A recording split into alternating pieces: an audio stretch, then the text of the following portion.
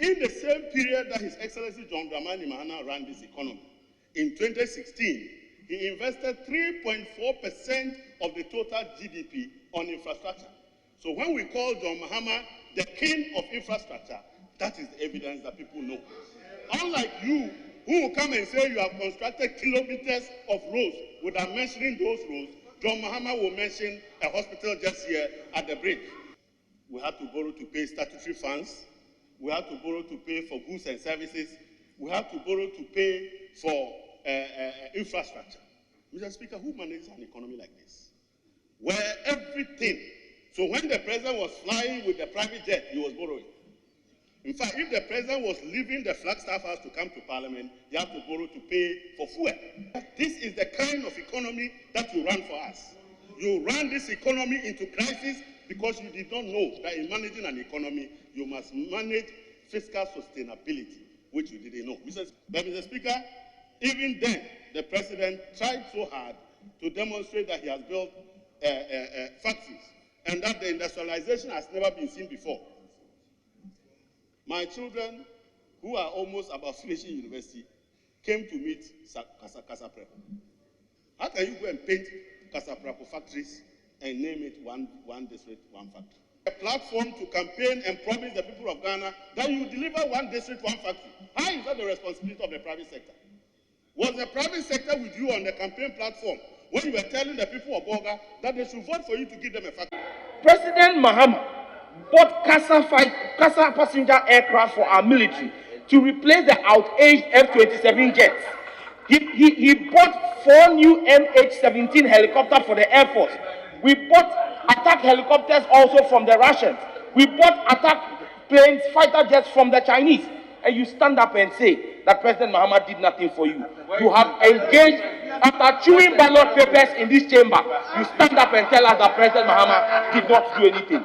Honorable Sam George, kindly withdraw that statement. Mr. Speaker, did the honorable member not chew ballot papers on the... There were fatal omissions in the president's delivery yesterday. Very fatal omissions.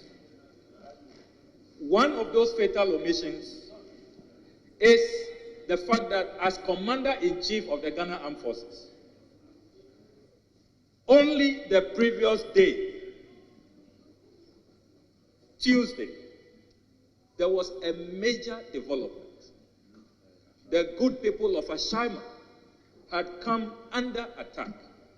And let me add that as Commander-in-Chief, he should first of all have commiserated with the family and with the Ghana Armed Forces on the loss of the soldier.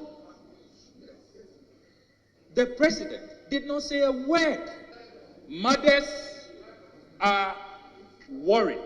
They are frightened that we don't have essential vaccines. We expected the president to issue specific instructions and to provide measurable outcomes. Tell us specifically, when will these vaccines be provided? All the president did was to beat around the bush and be talking about, yeah, we know it's an emergency, we know it requires urgency. That is not measurable. That is not specific. The fact of the matter is that the analysis we have done, 95.35% of the monies borrowed have gone into consumption. Consumption is that this claim at paragraph 4, page 17, we have integrated many processes within the digital environment. Mr. Speaker, is the president aware, and he ought to be aware, that his own appointee at the board of the National Cathedral has made nonsense of all these so-called integration, dual identity, different date of birth, different mothers, and has been able to beat the system. I refer to Reverend Victor Kusibuatin, who is also claiming to be Kwabena